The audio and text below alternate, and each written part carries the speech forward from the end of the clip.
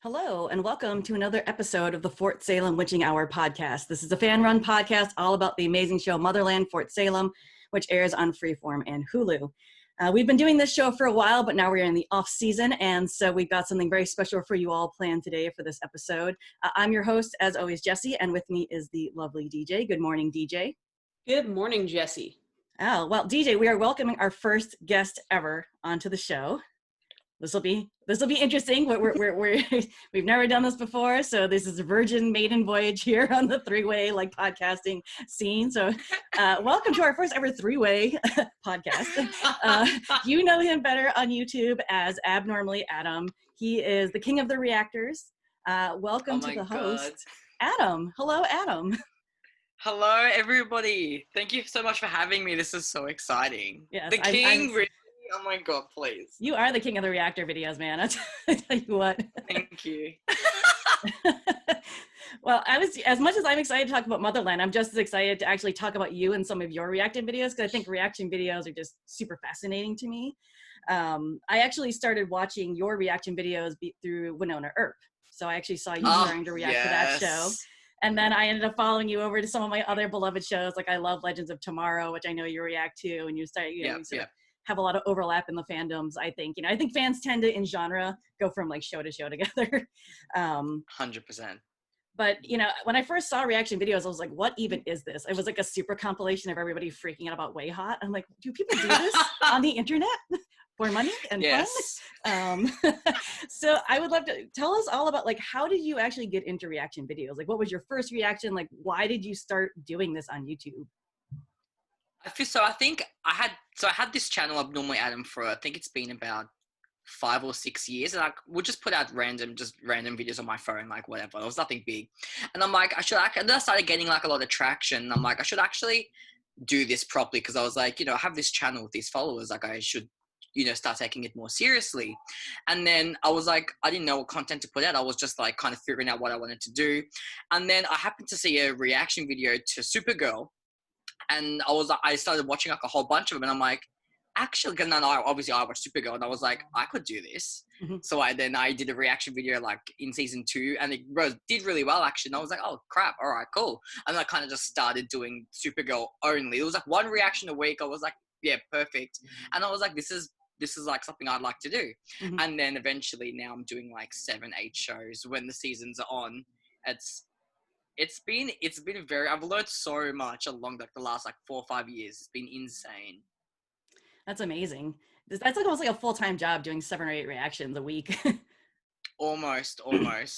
Feels like it. That's incredible. Kind of speaking to all the different shows that you do, which one of them is your favorite? Oh, I know it's the hardest question. I love them all for different reasons, though. I mean, I wouldn't react to them if they weren't one of my favorite shows. Yeah. But I feel like, I'll go through moments Motherland at the moment is obviously my favorite one to do, obviously, because it's been so it just depends what I'm doing at the moment. But pretty much all of them, they're all my favorite for different reasons. I have different reasons. It's very hard to pick one. You can't pick your favorite child. God, don't. What's your favorite reasons then for Motherland, Fort Salem, since that's what our podcast is about?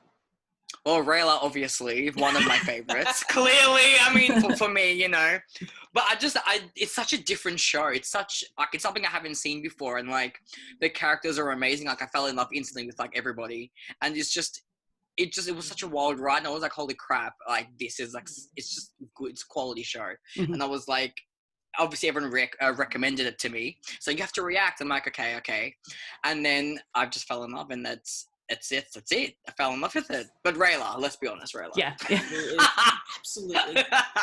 I think one of the things we talked about was sort of, when you first watched the ads for it, I thought it was going to be just a normal, mediocre CW show or a teen show. And it really does go in unexpected directions, even right from the pilot, so.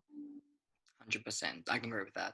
I will say when I found out you were going to do the Motherland reaction videos, I was like, I don't know if he's going to make it through the season. He literally might die. From all the drama. I think I died multiple times. Episode 4, I think I was already dead, or 5. I don't know.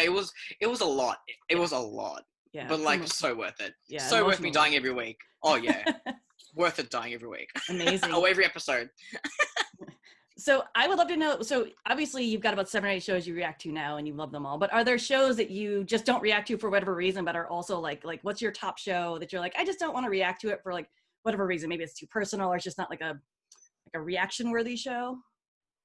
I mean, see, like, I'm always scared to like do like tweet about a show because then everyone will ask me to react to it. I'm like, I kind of just want to watch a show where I just kind of not react, just kind of, it's kind of like my downtime. Like, yeah, I'll do my reactions, whatever, but like I like to have a show where I just don't react. But I think I'm watching I'm rewatching Once Upon a Time, and I'd be posting it on my Instagram stories, and everyone's like, oh, you should do reactions. I'm like, yeah, but like I just need a show where I just need to just tune out and just kind of, you know, not worry about editing a video, because like I like to binge watch shows, so like it's hard to binge watch when you try to edit like every episode.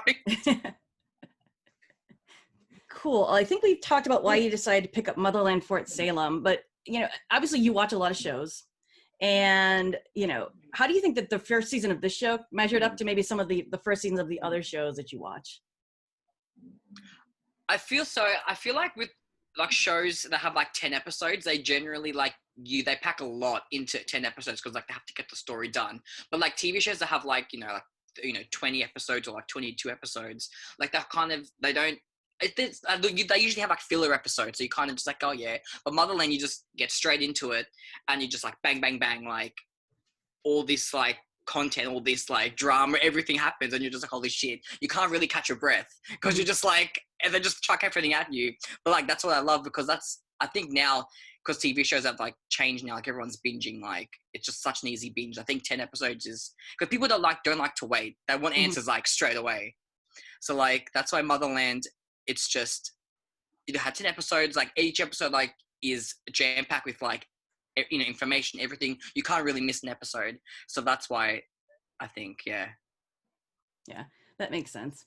I feel like maybe they could have given them a few more episodes though. Like, do you feel like there's like, I feel like there's almost too much jammed in. I'm like, oh, I wish, like there's some nice moments where the show lets itself breathe, but it's quite like in the early, like I would say like, episodes 1 through 4, there's a little bit more space for the characters to just kind of do their thing. Like I feel like I feel like a 12 to 14 episode order would be like perfect for me. I feel that, yeah. If I think if they had 13 episodes, like it would have been not better, but like it would have been, they could have done like added a lot more. Like we would have had more Scylla, because I think that was one of the things that I thought was lacking in the second half of Motherland, was the lack of Scylla. Because like I love her, I love Amalia, she's fantastic, and I was just like I was like hanging out for like her scenes, and like I didn't really get much. It was like 1 or 2, and I'm like, oh, I miss her. Like I want to see more. So if we had more episodes, that would have like developed more of a backstory and like got to see more information about her.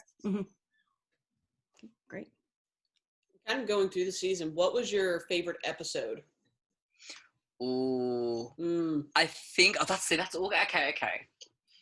I think one of my favorites was episode 5, because that was like the turning point. So much happened.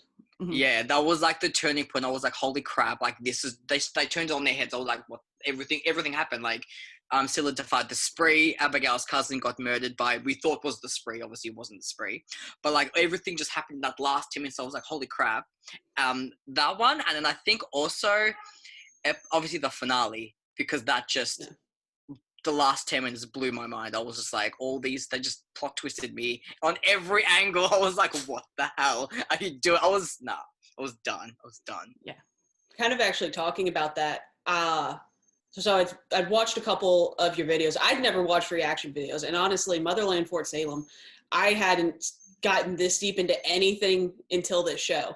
So, but last night I watched your reactions for episode 1 and episode 10, and I don't know if you caught it, but you predicted the use of the tattoos or of the witch's marks, because you had mentioned, I wonder if they're passed down, and then how much were you freaking out, given the fact that in episode 1 you kind of self-proclaimed yourself part of the Tally Protection Squad? How much were you internally freaking out? Oh, straight away, like Tally, I was just like, she's my child. Like, it's just something about, I don't know what it is, just something about I was like, she's just so precious and she's so innocent. And then she becomes this, like, she was always a badass, right? Mhm. But like, I think you see throughout the season, you got to see more of that badass side of her. And then I think they hinted at episode 4 about her joining the biddies. Like, she was like, oh, it's like such an honor to, like, you know, be a biddy and stuff. And then like they did that in episode 10. I was like, what the hell? But like, she's my child.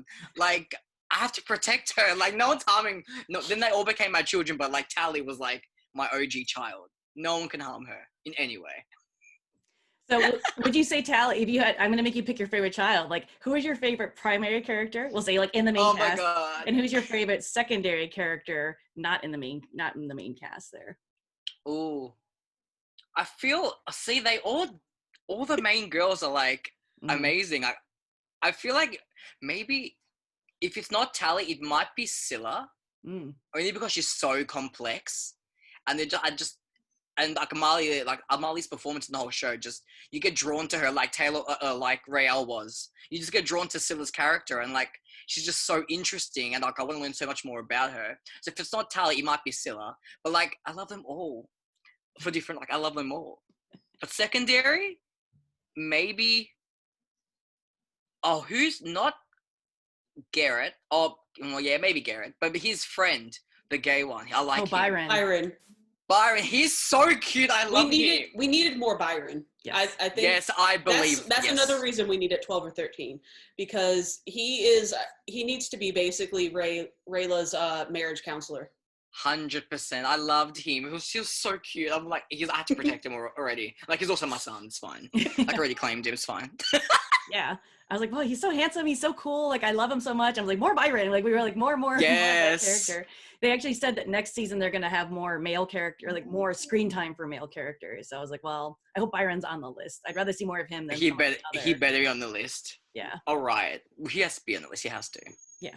Yeah. It's funny because he actually doesn't have that many scenes, but he just makes like this big impact, right? And he's so important to he does. Journey. He has such a connection, to Raylla. Like, I feel like they could become like best friends. Like, apart from like her unit, like she like needs. I feel like she might need someone like a friend outside of the unit to like talk to and like about Scylla and everything. So I'm hoping he can be that for her if they do that in season 2. Fingers crossed. Yeah. Excellent. All right, cool. Well, why don't we get into the main segments? We're all here for the ships. Let's be real, right? You came for Raylla. I came for Raylla. DJ came. We all came for Raylla. We picked up some other ships on the way, shockingly, which was like really nice for me. I'm like, I usually have like one ship that I'm like, yes, like this is the ship for me. But I think this show has so many interesting ships. So we're calling the segment Ships Ahoy. And we're going to go in depth on all of our favorite ships. So we've got some guiding things here. We're going to talk about all the things we love or don't love about the different pairings, where we want them to go, all that good stuff.